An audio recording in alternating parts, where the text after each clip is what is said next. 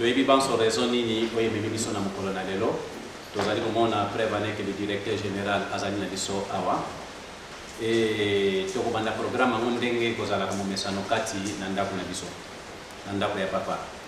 Programme na biso lelo tozali le 27 juillet 2019 tokobanda yango toujours par un chant d'ensemble nzembo ekopesamela biso na mama Mbungu Paulina libondeli ya bamama mama asa okofongolela biso libondeli ya bamama après tokotanga nde mokanda ya psaume et nsima tokolekana na kopesani mbote batata ya protocole. C'est vrai ntango tokozalaka na kati na paroisse bamama ya protocole ndenge kaka tosalelaka soki tosangani moko ya protocole même ya Bruxelles porte na biso ekokozalaka vide te.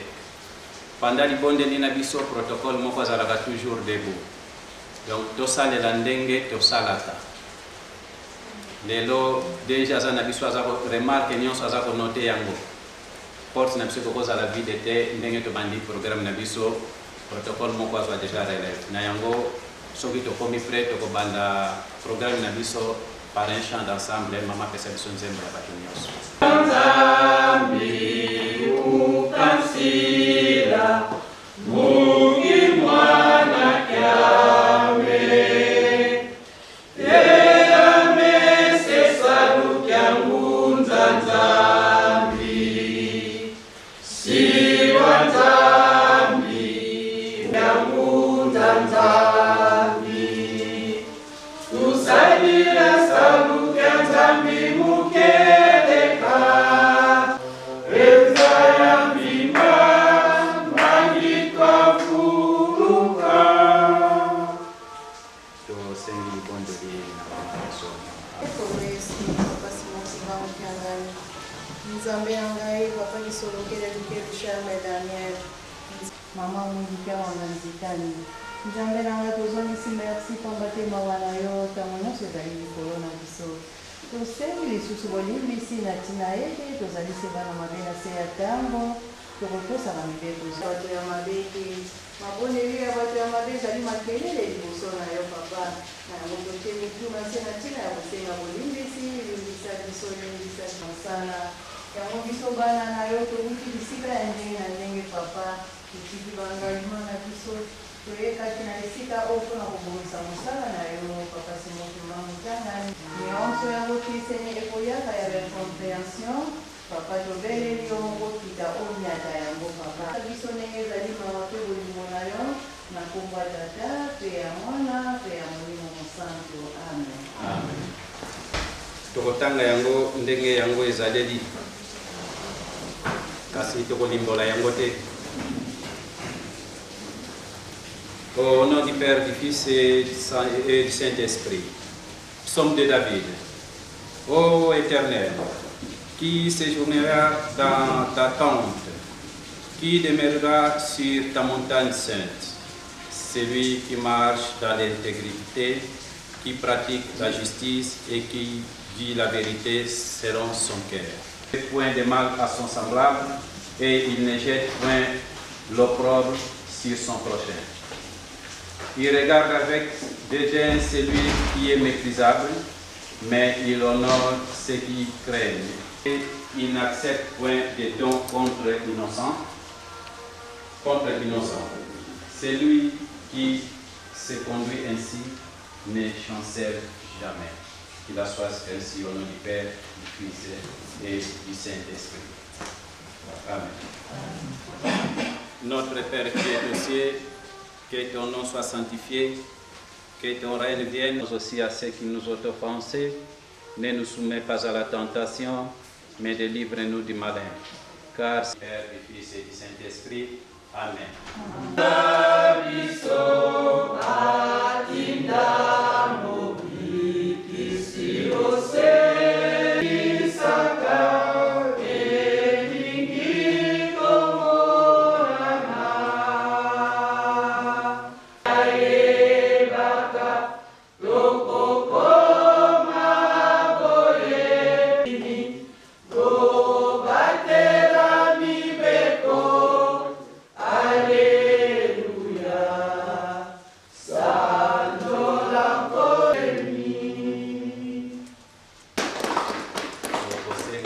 bandeko na biso bauti na mboka Allemagne na paroisse ya Düsseldorf botelema po ete topesa bino mbote tata ya mwana ya molimo mosantu. Merci beaucoup na biso mbote okombo ya tata mwana pe molimo mosantu okombo ya tata ya mwana pe ya molimo mosantu.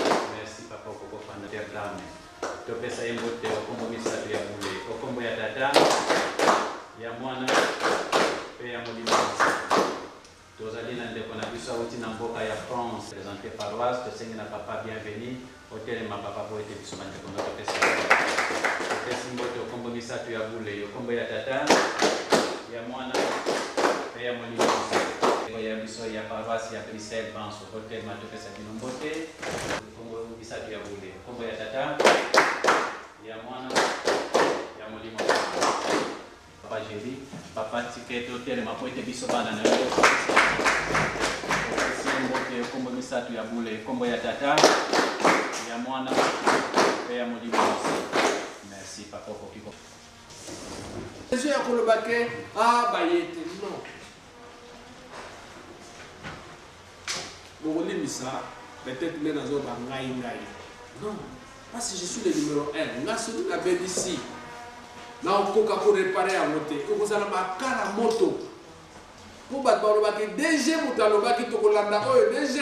Alobaki. Comment soki eza ya mabe na ko réparer yango ndenge nini? Nga nazalaka na sentiment te. Nazalaka na pire te. J'ai toujours dit ça. Nazalaka na pire te. Pire nga c'est oyo aza kosala ke misala ya papa ekende libo. C'est le pire. Mais soki naza kopona mama songolo na tiki mama songolo. Ça c'est pas normal. Ce qui a senti la moque, na kipaka yete, na yebaka kokangama na maman mususu. Est-ce que ça va bien? Il faut que soit sentir que n'a pas ya DG na za na fait faire. Na pe na ko poser un problème. Et puis mutuno so pas yebaka kuna so na salige na zui papier. Na tunaka maman moka ya katelika moya mutaya ka réunion te puis momoni ya ça. Non papa JP. Non. Non. Tu ne viens pas pendant combien de temps? Et dans le yébolo, ce n'est pas le marché.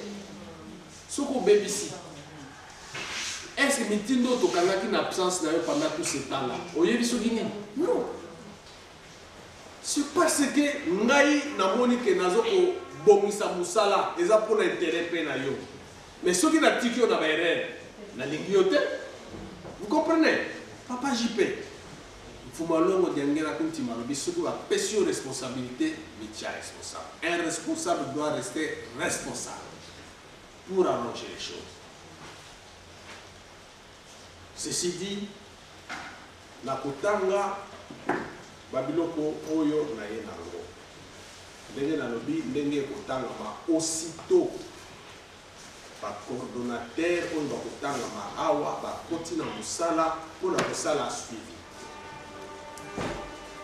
Église de Jésus-Christ sur la terre par son envoyé spécial Simon Kimba, fondée en Kamba le 6 avril 1921. Service du protocole kimbanguiste. Direction générale. Acte administratif numéro 9. EJCSK bar DJ bar DG bar SPK bar 2019 du 8 juillet 2019 portant désignation des chefs de protocole paroissiaux du service de protocole kimbanguiste au niveau de l'Europe. Le directeur général, entendu que nous devons assurer un bon fonctionnement du service de protocole kimbanguiste à travers le monde et dans le souci de redynamiser ce dernier conformément à son règlement d'ordre intérieur.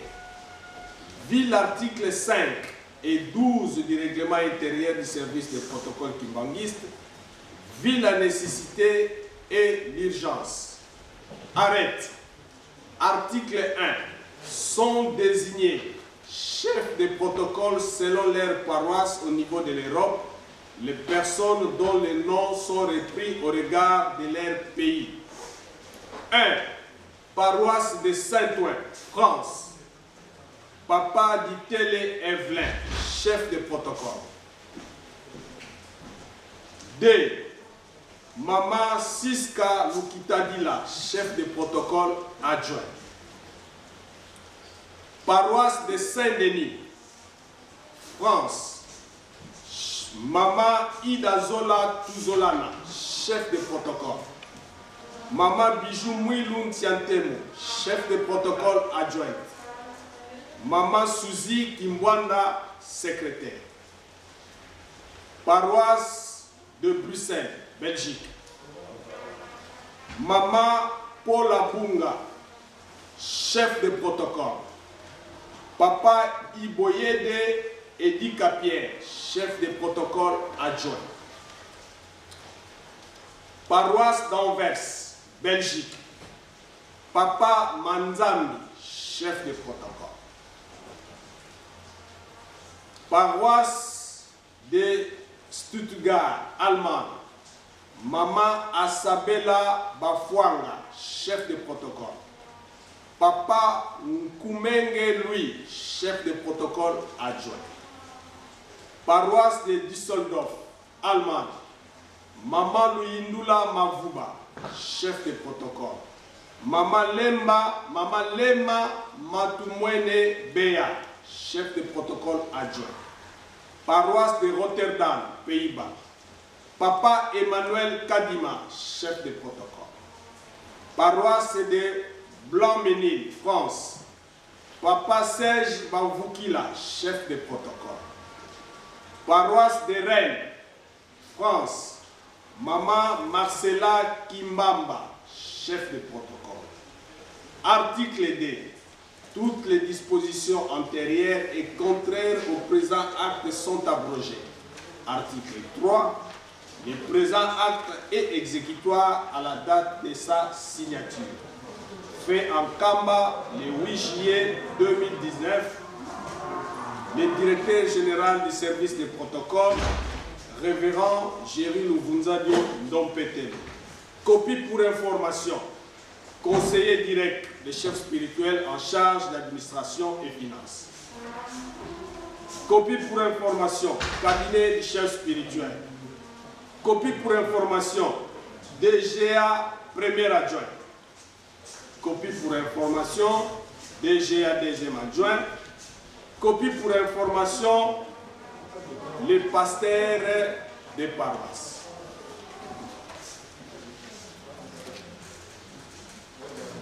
Numéro 8, EJCSK, bar DG, bar SPK, bar 019 du 8 juillet 2019, portant désignation des coordonnateurs dans les services de protocole au niveau de l'Europe. Le directeur général entendit que nous devons assurer un bon fonctionnement du service de protocole kimbanguiste à travers le monde et dans le souci de redynamiser ce dernier conformément à son règlement d'ordre intérieur. Puis l'article 5 et 12 du règlement intérieur du service de protocole kimbanguiste, vit la nécessité et l'urgence. Arrête.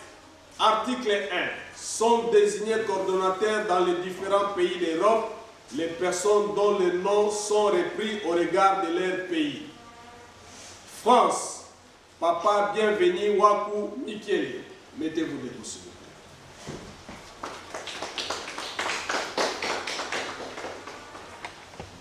Belgique, Suisse, Rotterdam, Utrecht, Ilford et Portugal.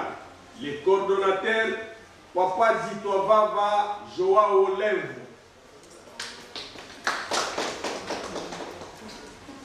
3.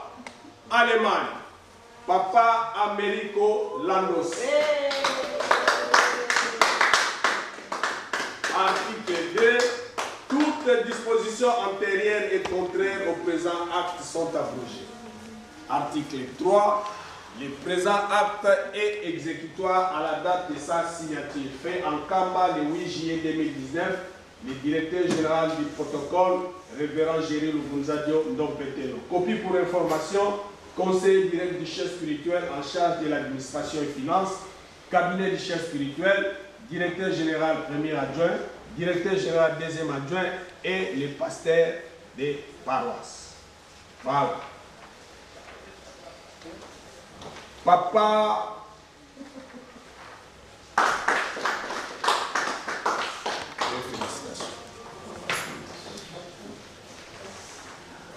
Papa, dis-toi Vava Joao Lembo.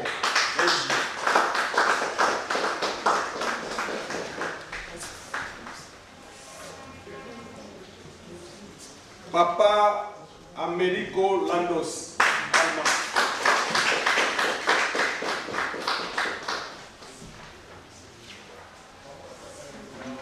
Nalingi Koloba, s'il vous plaît.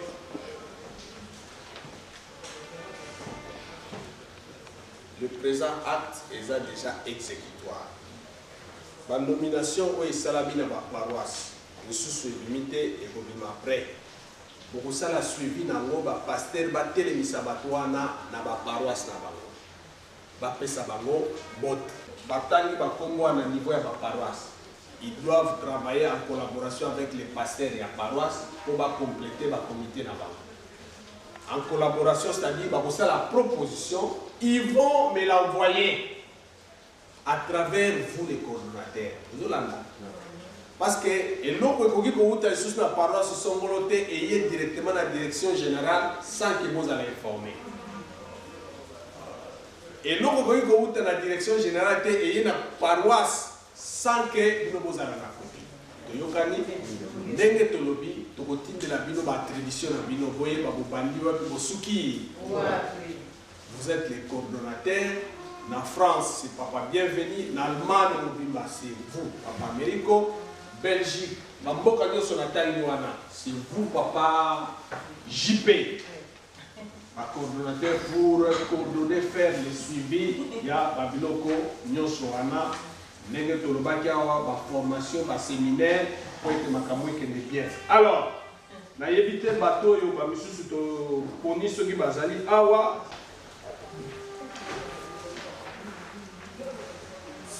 Papa dit les Evelyn. Nous sommes là pasteur.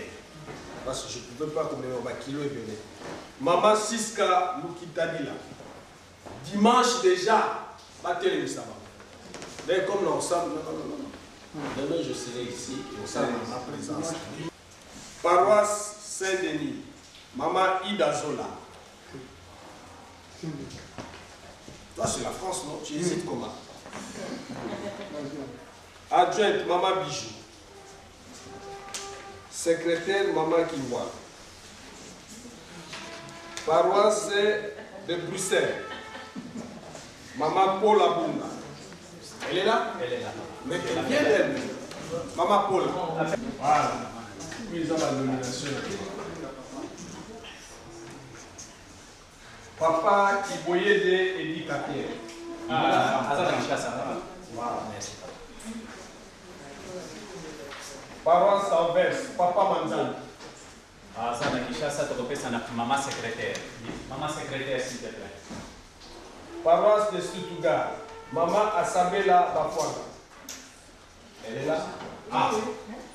Mettez la poubelle là.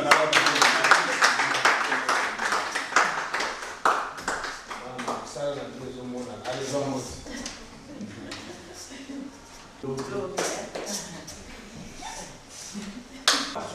Mais ça, c'est toi, non? Tu es le coordinateur.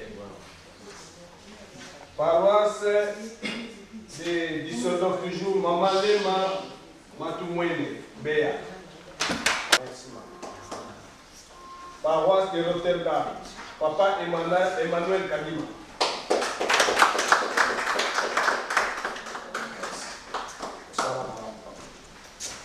Paroisse de Blanc-Ménil, Papa Serge Babukila. Kimbamba. Voilà. La paroisse où nous sommes Tikani, où nous sommes les coordonnateurs votent. Comme ça, suite au boya après, Le vrai mingi tikali na biso nanu posa na biso ezalaki ete DG tokoma wata jusqu'à minuit encore. Mais c'est vrai que bandeko baza na nzela milai toza na soirée za ko banda tanto mais to sepeli mingi soki yango ezalaka chaque année to yambaka mokonzi na biso boye engake pesa biso susu makasi tika totonda manso mokonzi na biso amemeli biso na mokolo na lelo kombo misatu ya bule okombo ya tata ya mwana ya molimo mosanga soki tokomi wana libondeli ya suka tokozongisango na papa mokonzi yende akotinda biso molimo mosanga papa Simon Kimba Mokiangani merci merci pamba te yo ozali bolingo okomisi biso na ntango oyo merci ndenge yo oponi biso tosala na yo na ekeke oyo ya mine na boyei na yo ya mbala ya misato limbisa biso papa kotala mabunga na biso te papa tozali bana na yo na se ya ntango kolo koleka biso te ntango yo okokanisela bayebanso bakosalelaka yo na solo to bayebanso oyo bakosalaka misala ya yeluseli papa elikia lobiko mitema na biso ezali epai soki tozwaki nzela ya ba 8000 km papa ezali na ntina mosusu te mama na likambo ezali nde na ntina na misala na yo mosusu ya kotala oyo toyekaka kokokisa manso esalamaki na nkambo oyo yo oponi basala misala na yo papa bazali bato bango moko bakokoka te yo ozala liboso ozala nsima telema likolo ya makolo na bango po ete misala na yo elamuka esika mpe bakosala papa facilite bango po ete basala misala na yo na kimia oyo nyonso ya mabe oyo baza kokomprendre likambo te yo moko koteya po ete biso nyonso tobikisa papa esengo na biso ezali ntango ndenge tokutani boye en famille na ntina na misala na yo yango tobengaki yo na ebandeli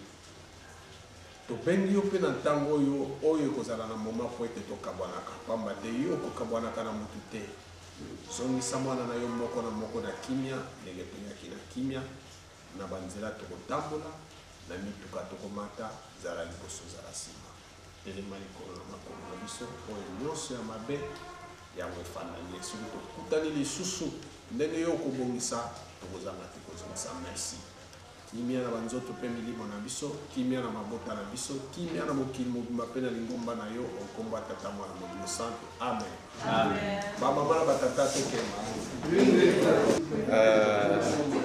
makambo nyonso eleki awa vraiment ezalaki nécessaire eleka ezalaki mpe nécessaire mokonzi aya DG na mayemanso tosololi toyebi esika nini mosala na ngai ebandi esika nini mpe mosala na ngai ezokende kosuka kasi na deuxième question na yo oyo vi nomination ya bacoordonnateur eza aussi nécessaire koyeba solo te mpo bacoordonnateur rôle na bango ndenge papa mokonzi ayebisi biso ndenge aexplike biso bango bakoya kaka koexplike bisika oyo bakokoso ezali mpo kopesa mwa éclairage epuis kopesa éclairage na bandeko mosusu oyo tozalaki na bango na esika oyo te bakoya koyeba ndenge nini mosala ekotambola dorénavant e sitting na biso oyo tosali lelo ezali mingi mpona koprepare mpona préparation ya 2021 ekozala ndenge nini e papa akobimisa lingomba libanda akolakisa lingomba na mokili ekozala ndenge nini voyez donc un peu na dimension wana yango wana ezalaki vraiment important to ezalaki nécessaire mpena mokonzi azala aya koasiste biso mpo akoya kolakisa biso to koyebisa biso ndenge nini lingomba ekotambola lobi to ndenge nini tokotambola lobi ntango lingomba ekokola mpo na ngai personnellement baoyo baye te ezali d'abord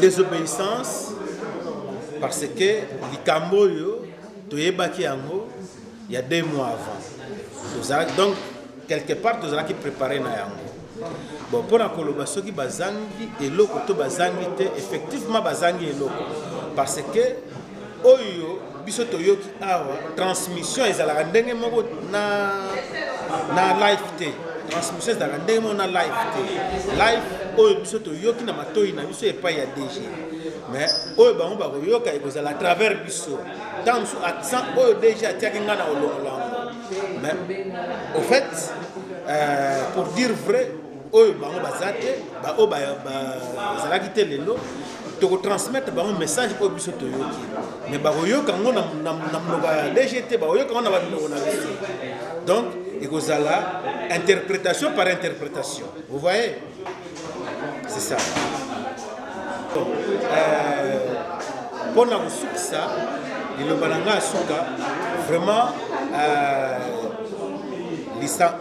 kosangana na biso na mokolo ya lelo ezalaki vraiment important tosepeli mingi komona DG mpo aya koexplike mpe kotalisa biso dimension nini lingomba ezokende na dimension nini papa alingi lingomba ezala donc ezalaki vraiment important na yango tokozongisa matondo likolo ya matondo epai ya tata mokonzi ya bule papa Simon Kimbangu Okiangani solo akumisa mapamba te ebandeli ezalaki ye suka mpe ekozala kaka ye na kombo ya tata mwana mpe tata molio mosantu amen na kombo ya tata mwana mpe tata molio mosantu solo tâche oyo boye tosili kozwa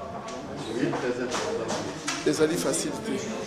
Pourquoi? Parce que maintenant nous sommes en train de diriger toute une nation. Latina wana tozali na espace beaucoup ya munene. Non seulement que nous devons organiser les services du protocole au point de vue technique, réconcilier les protocoles avec les autorités paroissiales. Pour être pas comme bango, pas comme ça encadrer conseiller en mission dans ma paroisse. Vraiment, ce n'est pas une tâche facile. Au point de vue relation avec d'autres paroisses, nous avons une très bonne relation avec ma paroisse. J'ai l'habitude de me tambola, maman conseillère, maman mouille, tambola dans ma paroisse. Souvent, c'est moi qui fais cette organisation. Mais souvent, ce n'est pas moi. Pourquoi? Parce que Nazalaki, na niveau anaté, ya komimaye. Pour être conseiller près chef spirituel, bango ba bango, et pas il y a chef de division, et pas il y a directeur adjoint. Donc la ngai Nazalaki, quand il y a paroisse, Nazalaki vraiment na Bouya Wanate. Mais désormais, vu que la Sili Kozwa, opportunité wana Nzambe a Sili Kozwa, la poétique va Sangai qui beaucoup dit nde na commune à point à organiser Sikoyo, déplacement à mon conseiller, arrivé na ye, comme maye, Misikami vendre na ye, na planifié, arrivé à ma conseiller chargé de mission, où bazo ya na paroisse combattre. Bazar la sécurité, ils sont pas bazar la sécurité d'un point de vue ordonnance pour être fuite vos alarmes et que vous avez nommé mais tout déjà c'est bayebi bazali lésé alors lorsqu'il y a déjà une personne une organisation pour essayer que ça là pour protéger bango pour même bango pour conduire bango dans le système paroisse et c'est je crois que c'est une très bonne chose. Pour Nabaye-Obayete, c'est tout d'abord un regret. Nous avons appris beaucoup de choses à Wa. DG nous a appris beaucoup de choses. À la Kisibiso Moussala, à la Kisibiso, relation entre Bisso et pasteur, et à la Kisibiso, importance. Il y a Moussala na Bisso, na mai oyo bango bakoyoka pe ya papa Simon Kimbangu oyo azali Nzambe na Bisso molimo mosantu. Toutefois, na kosenga na bango na babaye oyo esili kosala ba nomination oyo bakofesa biso maboko tokozala une très bonne collaboration pour être service à protocole oyo mo mokonzi ya bule molimo mosantu asimbi yango na loboko ekwa okende na biso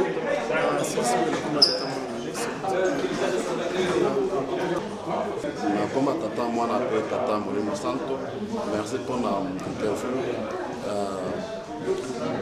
Musala oba pesibiso ya ku kama musala protocole n'est na niveau allemand. Vraiment mosala moko ya pasi mais ezaka na objectif ke ndenge kaka papa tokoyebisa biso DG géri ke nyonso wana eza kaka préparation mpona 2021 mpo objectif eza ke il faut mosala ya Europe le protocole du monde ezala uniforme donc oyo kamba ezosala yango mpe biso ata kosala yango donc esengi ke bacoordinateur wana fo bazala vraiment nasepeli na nyonso oyo eleki awa mpo namoni na France baponi coordinateur papa mosusu papa JP azwi mpe bapays mosusu mpona kaka totambusa mosala vraiment esengo ya mingi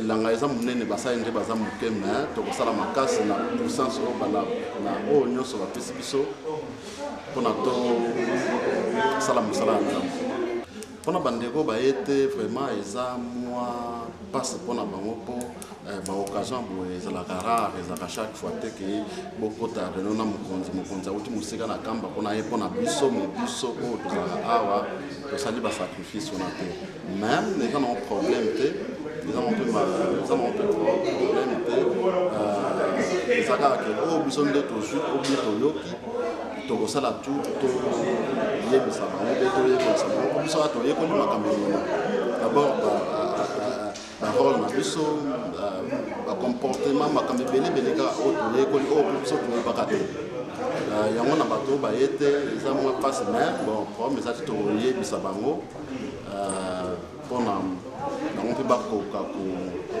koyeba oyo biso makambo oyo toyelaki.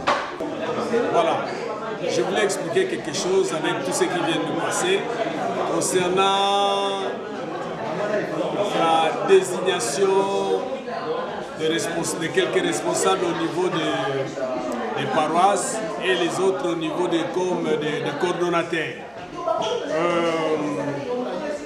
C'est très simple, il n'y a pas un souci pour ça, mais je vais m'exprimer un peu à Lingala pour faire comprendre à tout le monde pourquoi nous avons fait ça et quelle est l'utilité de cette nouvelle mise en place. Batata ba maman ndenge na witi koloba tout à l'heure. Bandeko yo ba komi na misala na niveau ya ba paroisse ezali kaka pona kopesa souffle ya sika. Mokonzi ya bula lobaki na biso na kala tango bazalaki kotonga Yerusalemi ya kala mbula nyonso bazalaki konome bato pona kopesa souffle. Yango wana biso pe totali ndenge mokonzi ya bula lobi tuza ko se préparer pour l'an 21 centenaire ya lingomba pe ouverture ya musée makambo ekozala ebele yango biso tolobi ete ndenge ya pesaki mondode biso pe totie ordre na kati ya service topesi basouffle ya sika bato ya makasi ya sika po ete misala ekende bomoni na oyo etali bacoordonnateur na niveau ya bapays c'est-à-dire elobamaka déjà le pasteur ya poto na bamboka oyo collège ezalité, c'est-à-dire le pasteur là il joue un peu un rôle net ya ba nationaux. Parce que pourquoi les nationaux? Parce que dans le pays d'Europe il n'y a pas les présidents des collèges. Il y a un monde ba pasteur ba bengaka bango ndengwana ba coordonnateur, c'est-à-dire ils vont jouer un rôle oyo ko pesa nango ZLT, mais du moins une collaboration avec ma pasteur pour tombola kaka misala ya service, parce que dans chaque paroisse il y a des responsables de paroisse, mais ce qu'il y a dans chaque pays il y a un coordonnateur qui va coordonner les activités et services protocole dans le pays wana. Donc, ils ont pour la ZLT, mais c'est juste pour mettre un peu de l'ordre et pour qu'il y ait une bonne collaboration entre les pasteurs, les responsables paroissiaux et les coordonnateurs. Voilà ce que je peux dire en quelques mots. Le mot de la fin, Le mot de la fin, je suis content de me retrouver encore avec mes siens. Si je dis mes siens, c'est-à-dire ma protocole au Yangaï. parce que c'est pas facile de venir, de parcourir 8000 km pour kukuta na bana. Une façon ya kolakisa bango ke totikaka bango te, bango pe bazali ba protocole, ndenge ba protocole bazana kisasa, ndenge ba protocole bazana nkamba. Eza na ngai sengo mingi ya kokuta na lisusu na ba protocole nyonso 2 ans après, donc une façon ya kopesaka bango makasi mpona kosalisa ete on est toujours ensemble na mosala ya Tata Simon Kimbangu Kianga. Merci beaucoup. De faire comme moi, de venir palper du doigt parce que les enfants qu'ils dirigent, ils ont aussi besoin de le voir pour leur poser des questions. Ça sera aussi quelque chose de formidable si jamais ils viennent voir et palper du doigt de ce qui se passe dans leurs différents mouvements et services comme moi je l'ai fait. Donc vous comprenez que ça c'est pas la première fois et ça ne sera non plus la dernière. Donc c'est la deuxième fois. Donc comme j'étais ici la première fois, vous voyez la deuxième fois je suis revenu avec des idées nouvelles, des innovations pour promouvoir les services dans lesquels je suis le numéro 1, les services de protocole bien entendu. Donc qu'ils viennent palper des doigts.